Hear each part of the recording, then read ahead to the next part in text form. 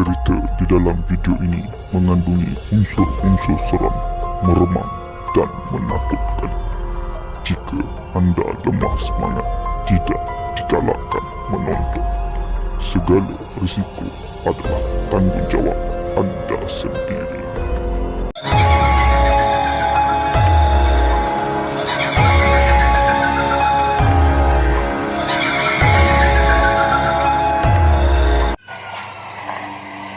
Hai, nama aku Nadia. Ini cerita waktu aku sekitar kelas 4 atau kelas 3 SD. Tapi masih keinget sampai sekarang kejadian hari itu. Dan masih ingat sedetail-detailnya. Jadi ceritanya waktu itu lagi ngetren banget mudik keluarga pakai sepeda motor. Keluarga aku pun ikut mudik naik motor. Aku di motor berempat.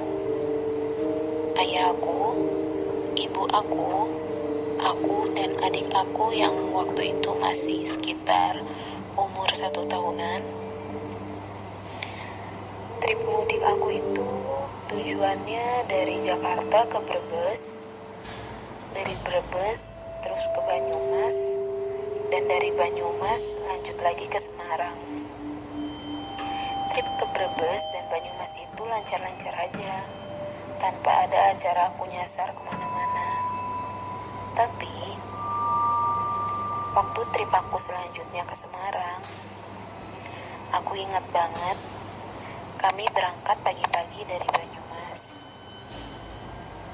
Dan itu bertepatan malamnya itu malam takbiran.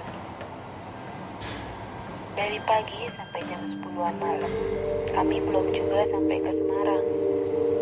Singkat cerita, kami nyasar ke sebuah hutan yang dari awal kami masuk, itu dari ujung ke ujung gelap gulita,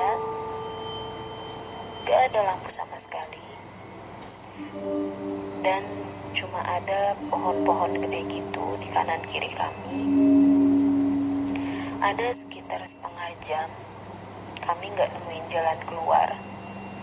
Sampai ayah aku bilang ke ibu aku, coba bu, lihat-lihat, siapa tahu ada orang yang bisa ditanyain jalan keluarnya kemana.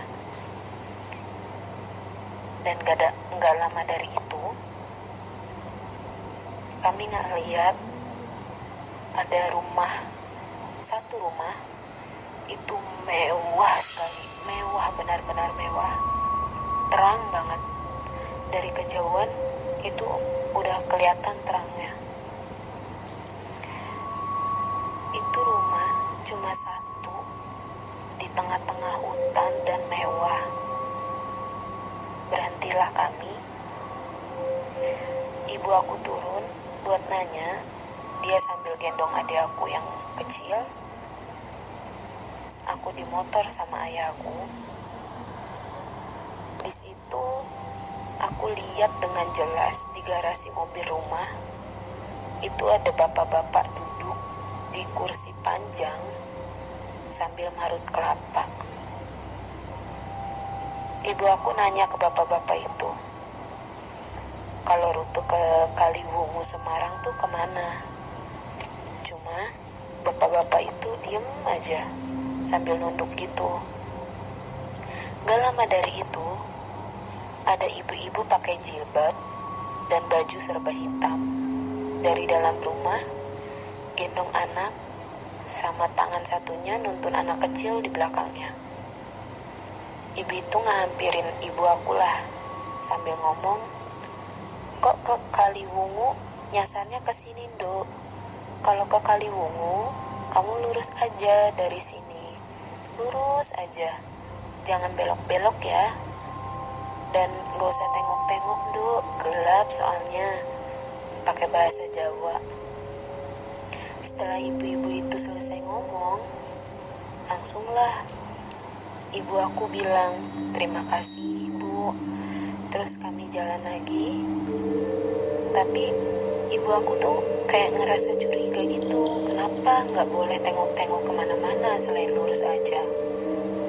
Akhirnya ibu aku ngomong ke ayahku buat izin tengok ke belakang, karena emang ibu aku udah curiga dari awal. Dan benar aja, pas ibu aku tengok ke belakang, itu rumah nggak ada. Suasana gelap gulita, dan kanan kiri pun nggak ada tanda-tanda ada perumahan penduduk. Akhirnya, sepanjang jalan, yang bisa kami lakukan hanya berdoa, bersolawat, dan nerusin buat cari jalan keluar. Dan alhamdulillahnya, benar kata ibu-ibu itu. Sekitar 15 menitan, kami sampai di jalan keluar setelah lurus aja dari rumah itu. Dan sesampainya di rumah bude aku di Kaliwungu, bude aku cerita, kami ceritalah ke bude tentang kejadian tadi.